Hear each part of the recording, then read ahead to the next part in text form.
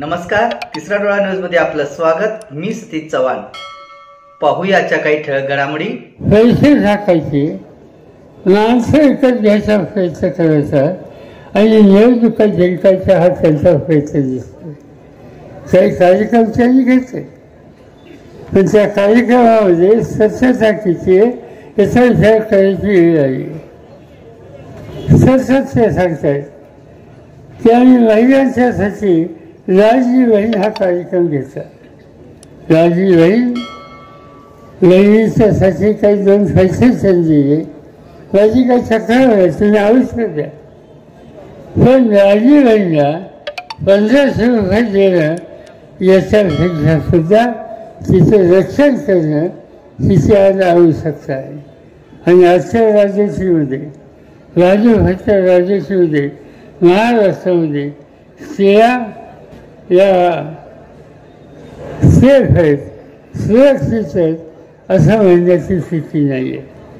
या युती सरकारच्या कालावधीमध्ये महिलांच्या अत्याचारामध्ये वाढ झाली आणि तुम्हाला माहीत आहे, करण्यामध्ये ठाऊक नाही, पण या 2 वर्षामध्ये जेव्हा त्यांचं राज्य या 2 वर्षामध्ये महाराष्ट्रात 67,381 महिलांचं अत्याचार झाले। 67,000 महिलांचं हत्या होती। याचा अर्थ असा ज्याची नोंद महाराष्ट्र सरकारमध्ये दर तासाला या राज्यामध्ये 5 महिलांच्यावर अत्याचार केले जातात।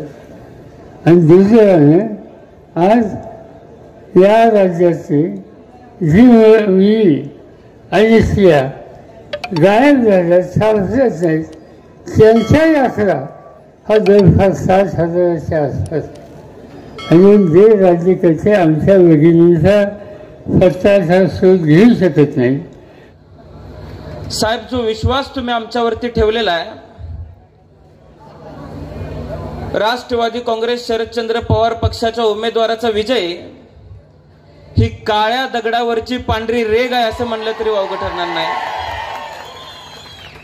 आज या विधानसभेच्या निवडणुकीला सामोरं जात असताना मी आबांनी आपल्यासमोर काय काम केलं होतं हे न बोलता, गेल्या 10 वर्षामध्ये ज्या पद्धतीनं आम्ही सर्वांनी वाटचाल केलेली आहे, सर्व कार्यकर्त्यांनी खडतर प्रवासामध्ये आमची साथ निभावलेली आहे। माझ्या राजकीय कारकिर्दीमध्ये पदार्पण मी करत असताना हा जिल्हा वसंतदादांचा आहे, हा जिल्हा राजाराम बापूंचा आहे, हा जिल्हा पतंगराव कदम साहेबांचा आहे, हा जिल्हा शेंडगे बापूंचा आहे, हा जिल्हा नानासाहेब सगरेंचा आहे। या सगळ्या गोष्टींची जाणीव स्वर्गीय आबांचा मुलगा म्हणून वाटचाल करत असताना मला नेहमी राहील। पतंगराव कदम साहेबांनी, जयंत पाटील साहेबांनी आबांच्या साथीने गेल्या 10 वर्षापूर्वी जिल्ह्याला नवी दिशा देण्याचं काम केलं होतं, पण दुर्दैवाने कदम साहेबही आपल्यातून गेले, आबाही आपल्यातून गेले आणि जिल्ह्याला ज्या कळा सोसाव्या लागलेल्या आहेत, ज्या खडतर प्रवासावरती सामना करावा लागलेला आहे, साहेब तुम्ही सर्वांनी आम्हा तरुण सहकाऱ्यांवरती ज्या पद्धतीने विश्वास ठेवलेला आहे, मी आपल्या माध्यमातून सर्व लोकांना एकच ग्वाही देऊ इच्छितो की जिल्ह्याला 10-12 वर्षापूर्वी ज्या पद्धतीनं सोनेरी दिवस मिळालेले होते, त्याच पद्धतीनं सोन्याचे दिवस परत आणल्याशिवाय आम्ही सुद्धा स्वस्थ बसणार नाही। आज राष्ट्रवादी काँग्रेस शरदचंद्र पवार पक्षाचा अधिकृत उमेदवार म्हणून मी आपल्या सर्वांसमोर उभा असताना अनेक वेळेला वेगवेगळ्या माध्यमातून मी आपल्या सर्वांसमोर आलेलो आहे, माझ्या भावना व्यक्त केलेल्या आहेत, पण आपल्या सर्वांसमोर या मतदारसंघाचा उमेदवार म्हणून माझ्या भावना व्यक्त करणं मला फार जड जातंय। गेल्या 10 वर्षामध्ये कशा पद्धतीने आम्ही वाटचाल केलेली आहे, काय परिस्थितीतून आम्ही सगळे पुढे गेलेलो आहे. मी साहेब आपल्याला एकच गोष्ट सांगू इच्छितो, कितीही अडचणीचा काळ असू दे, या मतदारसंघातल्या गोरगरीब जनतेनं मला, माझ्या आईला, माझ्या कुटुंबाला तळ हाताच्या फोडाप्रमाणे जपण्याचं काम केलेलं आहे. या पुढच्या काळामध्ये यांच्यासाठी मी कुठेही कमी पडणार नाही, हा साहेबांच्या साक्षीने मी तुम्हाला सर्वांना शब्द देतो. मी आपल्याला सर्वांना सांगतो, 2019च्या निवडणुकीला मी आपल्या सर्वांसमोर छाती ठोकून सांगायचो की विरोधी पक्षात असताना 110 कोटी रुपयांचा निधी आम्ही आणला. त्या काळात तो निधी मोठा वाटायचा, कामं कशी करायची आहेत हे माहित नव्हतं. थोडासा अभ्यास चालू झाला. मंत्रालयामध्ये रोहितदादा पवारांच्या बरोबर फिरत असताना ते त्यांच्या मतदारसंघात काय करतायत तेच आपण आपल्या मतदारसंघात केलं पाहिजे असं मला वाटायला लागलं. त्यांच्याकडून जो प्रस्ताव तयार होईल तो प्रस्ताव मी तयार करायला लागलो. साहेब 2.5 वर्ष महाविकास आघाडीचं सरकार होतं, त्यातला 1.25 वर्ष कोरोनाचा काळ होता. फक्त 1.5 वर्षाच्या काळामध्ये या मतदारसंघामध्ये 850 कोटीपेक्षाची जास्त कामं आम्ही करू शकलो. या पुढच्या काळामध्ये काम करत असताना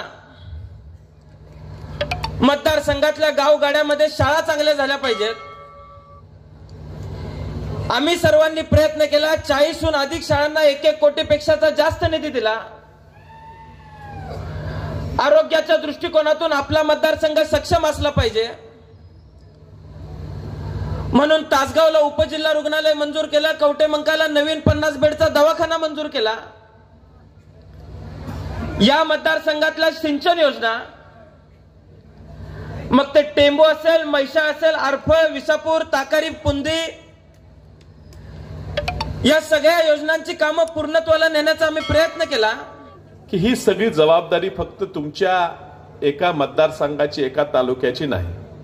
आबा आपले आहेत, आपल्याला वाटत होतो आपल्या तासगाव तालुक्याचे आबा, तासगाव कवटेमंका मतदारसंघाचे आबा, पण आबा तुमच्या पुरते मर्यादित नव्हते. फक्त तुमच्या गोरगरिबांच्या कामासाठी आबा राबत नव्हते. आम्ही अडचणीत असताना, वसंतदादा कुटुंब अडचणीत असताना सुद्धा आबा पळून यायचे.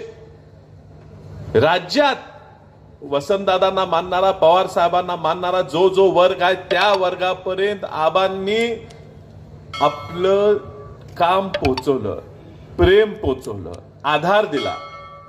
महाराष्ट्रभर अशी लोक आहेत ज्यांना आबांचा आधार होता आणि आबा वारल्यानंतर त्यांच्यावर डोंगर कोसळत होता. त्यांची अपेक्षा ह्या रोहित दादाकडनं होती. अवघ्या 15-16 वर्षाच्या पोराकडनं 9 वर्ष रोहित दादा आमदार नाही, खासदार नाही, साधा नगरसेवक नाही, पण 9 वर्षात त्यांनी महाराष्ट्रात, फक्त तासगावात नव्हे, महाराष्ट्रात स्वतःचा एक वेगळा नावलौकिक कमवला. हा तुमच्या सगळ्यांच्या आशीर्वादाने, प्रेमामुळे. हे विसरून चालला. आज तुमच्या आमची सगळ्यांची जबाबदारी आहे. एवढ्या तरुण वयात ह्या व्यक्तीला एवढी मॅच्युरिटी आलेली आहे, एवढी परिपक्वता आलेली आहे, ह्याला सांभाळून घ्यायची जबाबदारी आज तुम्हा आमची आलेली आहे. तो निवडणूक काय सत्तेसाठी लढवत नाही.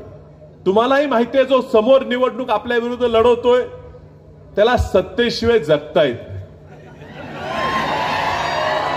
सत्तेचं एवढं हवस आहे की मी मागच्या वेळेस सांगितलं की स्वतःच्या पोराला सुद्धा बाजूला सारून माणूस पुढे आहे.